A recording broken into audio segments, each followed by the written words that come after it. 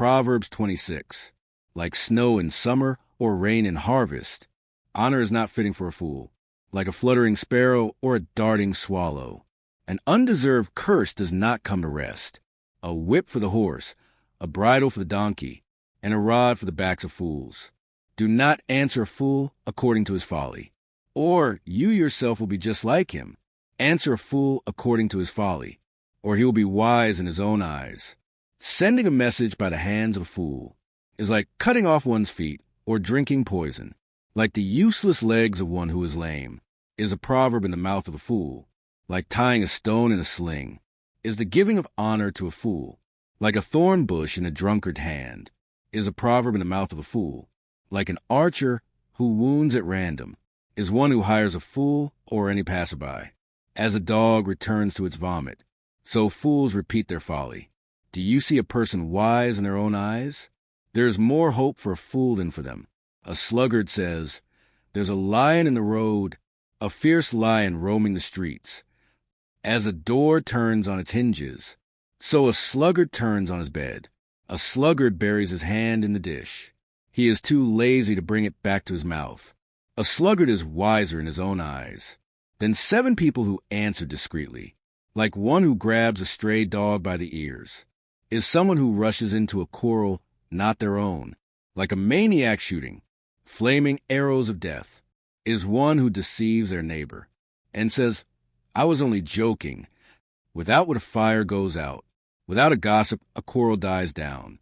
As charcoal to embers and as wood to fire, so is a quarrelsome person for kindling strife. The words of a gossip are like choice morsels. They go down to the inmost parts. Like a coating of silver dross on earthenware are fervent lips with an evil heart. Enemies disguise themselves with their lips, but in their hearts they harbor deceit. Though their speech is charming, do not believe them, for 7 abominations fill their hearts. Their malice may be concealed by deception, but their wickedness will be exposed in the assembly. Whoever digs a pit will fall into it. If someone rolls a stone, it will roll back on them. A lying tongue hates those it hurts, and a flattering mouth works ruin. Genesis 20-23. Abraham and Abimelech.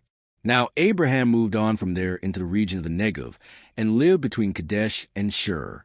For a while he stayed in Gerar, and there Abraham said of his wife Sarah, "She is my sister."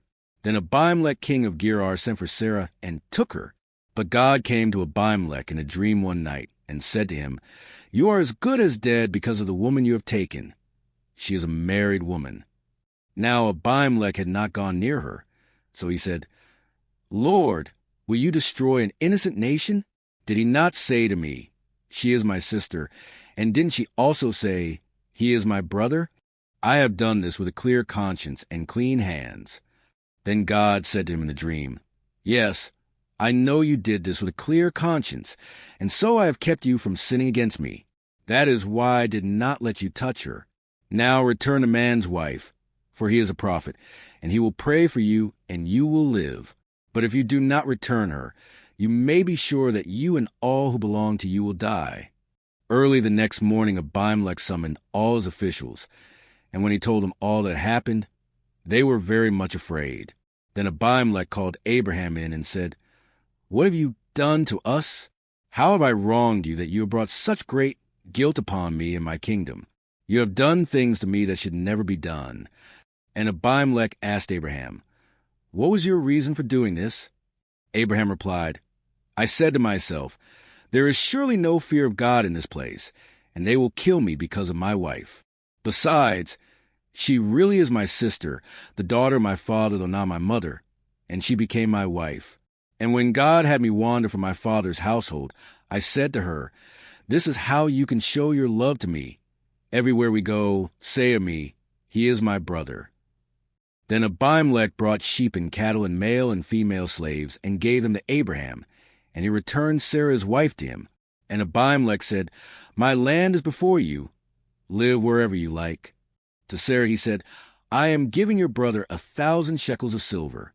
This is to cover the offense against you before all who are with you. You are completely vindicated." Then Abraham prayed to God, And God healed Abimelech, his wife, and his female slaves, so they could have children again. For the Lord had kept all the women in Abimelech's household from conceiving, because of Abraham's wife Sarah, the birth of Isaac. Now the Lord was gracious to Sarah as he had said, and the Lord did for Sarah what he had promised. Sarah became pregnant and bore a son to Abraham in his old age, at the very time God had promised him. Abraham gave the name Isaac to the son Sarah bore him. When his son Isaac was 8 days old, Abraham circumcised him, as God commanded him. Abraham was 100 years old when his son Isaac was born to him. Sarah said, God has brought me laughter, and everyone who hears about this will laugh with me. And she added, Who has said to Abraham that Sarah would nurse children? Yet I have borne him a son in his old age. Hagar and Ishmael sent away. The child grew and was weaned, and on the day Isaac was weaned, Abraham held a great feast. But Sarah saw that the son whom Hagar the Egyptian had borne to Abraham was mocking, and she said to Abraham, Get rid of that slave woman and her son, for that woman's son will never share an inheritance with my son Isaac. The matter distressed Abraham greatly, because it concerned his son. But God said to him, Do not be so distressed about the boy and your slave woman. Listen to whatever Sarah tells you, because it is through Isaac that your offspring will be reckoned. I will make the son of the slave into a nation also, because he is your offspring. Early the next morning Abraham took some food and a skin of water and gave them to Hagar. He set them on her shoulders and then sent her off with the boy. She went on her way and wandered in the desert of Beersheba. When the water in the skin was gone, she put the boy under one of the bushes. Then she went off and sat down about a bowshot away, for she thought, I cannot watch the boy die. And as she sat there, she began to sob. God heard the boy crying, and the angel of God called to Hagar from heaven and said to her, What is the matter, Hagar? Do not be afraid. God has heard the boy crying as he lies there. Lift the boy up and take him by the hand, for I will make him into a great nation. Then God opened her eyes, and she saw a well of water. So she went and filled the skin with water and gave the boy a drink. God was with the boy as he grew up. He lived in the desert and became an archer. While he was living in the desert of Paran, his mother got a wife for him from Egypt, the treaty at Beersheba. At that time Abimelech, in Phicol, the commander of his forces, said to Abraham, God is with you in everything you do. Now swear to me here before God that you will not deal falsely with me or my children or my descendants. Show to me in the country where you now reside as a foreigner the same kindness I have shown to you. Abraham said, I swear it. Then Abraham complained to Abimelech about a well of water that Abimelech's servants had seized. But Abimelech said, I don't know who has done this. You did not tell me, and I heard about it only today. So Abraham brought sheep and cattle and gave them to Abimelech, and the two men made a treaty. Abraham set apart 7 ewe lambs from the flock, and Abimelech asked Abraham, What is the meaning of these 7 ewe lambs you have set apart by themselves? He replied, Accept these 7 lambs from my hand, as a witness that I dug this well. So that place was called Beersheba, because the two men swore an oath there. After the treaty had been made at Beersheba, Abimelech and Phicol, the commander of his forces, returned to the land of the Philistines. Abraham planted a tamarisk tree in Beersheba, and there he called on the name of the Lord, the eternal God. And Abraham stayed in the land of the Philistines for a long time. Abraham tested. Some time later God tested Abraham. He said to him, Abraham. Here I am, he replied. Then God said, Take your son, your only son, whom you love, Isaac, and go to the region of Moriah. Sacrifice him there as a burnt offering on a mountain I will show you. Early the next morning Abraham got up and loaded his donkey. He took with him 2 of his servants and his son Isaac. When he had cut enough wood for the burnt offering, he set out for the place God had told him about. On the 3rd day Abraham looked up and saw the place in the distance. He said to his servants, Stay here with the donkey while I and the boy go over there. We will worship, and then we will come back to you. Abraham took the wood for the burnt offering and placed it on his son Isaac, and he himself carried the fire and the knife. As the 2 of them went on together, Isaac spoke up and said to his father Abraham, Father? Yes, my son. Abraham replied, "The fire and wood are here." Isaac said, "But where's the lamb for the burnt offering?" Abraham answered, "God himself will provide the lamb for the burnt offering, my son." And the two of them went on together. When they reached the place God had told him about, Abraham built an altar there and arranged the wood on it. He bound his son Isaac and laid him on the altar on top of the wood. Then he reached out his hand and took the knife to slay his son. But the angel of the Lord called out to him from heaven, "Abraham, Abraham." "Here I am," he replied. "Do not lay a hand on the boy," he said. "Do not do anything to him. Now I know that you fear God, because you have not withheld from me your son, your only son." Abraham looked up, and there in a thicket he saw a ram caught by its horns. He went over and took the ram and sacrificed it as a burnt offering instead of his son. So Abraham called that place "The Lord will provide." And to this day it is said, "On the mountain of the Lord it will be provided." The angel of the Lord called to Abraham from heaven a second time and said, "I swear by myself, declares the Lord, that because you have done this and have not withheld your son, your only son, I will surely bless you and make your descendants as numerous as the stars in the sky and as the sand on the seashore. Your descendants will take possession of the cities of their enemies, and through your offspring all nations on earth will be blessed, because you have obeyed me." Then Abraham returned to his servants, and they set off together for Beersheba. And Abraham stayed in Beersheba. Nahor's sons. Some time later Abraham was told, "Milcah is also a mother.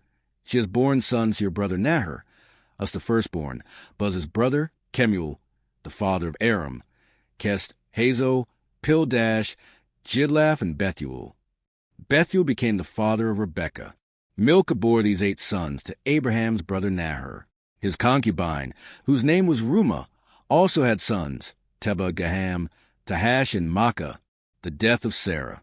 Sarah lived to be 127 years old.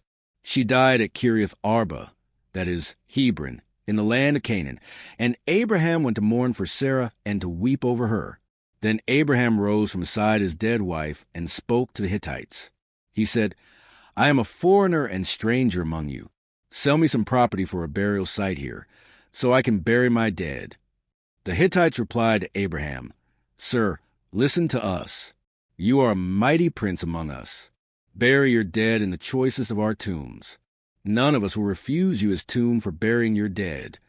Then Abraham rose and bowed down before the people of the land, the Hittites.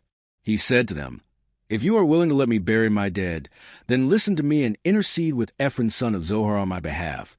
So he will sell me the cave of Machpelah, which belongs to him and is at the end of his field. Ask him to sell it to me for the full price as a burial site among you." Ephron the Hittite was sitting among his people, and he replied to Abraham in the hearing of all the Hittites who had come to the gate of his city. "No, my lord," he said, "listen to me. I give you the field, and I give you the cave that is in it. I give it to you in the presence of my people. Bury your dead." Again Abraham bowed down before the people of the land, and he said to Ephron in their hearing, "Listen to me, if you will. I will pay the price of the field. Accept it from me, so I can bury my dead there." Ephron answered Abraham, "Listen to me, my lord. The land is worth 400 shekels of silver, but what is that between you and me? Bury your dead."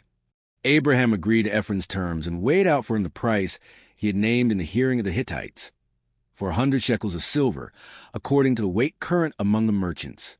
So Ephron's field in Machpelah near Mamre, both the field and the cave in it, and all the trees within the borders of the field, was deeded to Abraham as his property in the presence of all the Hittites who had come to the gate of the city. Afterward Abraham buried his wife Sarah in the cave in the field of Machpelah near Mamre, which is at Hebron, in the land of Canaan. So the field and the cave in it were deeded to Abraham by the Hittites as a burial site.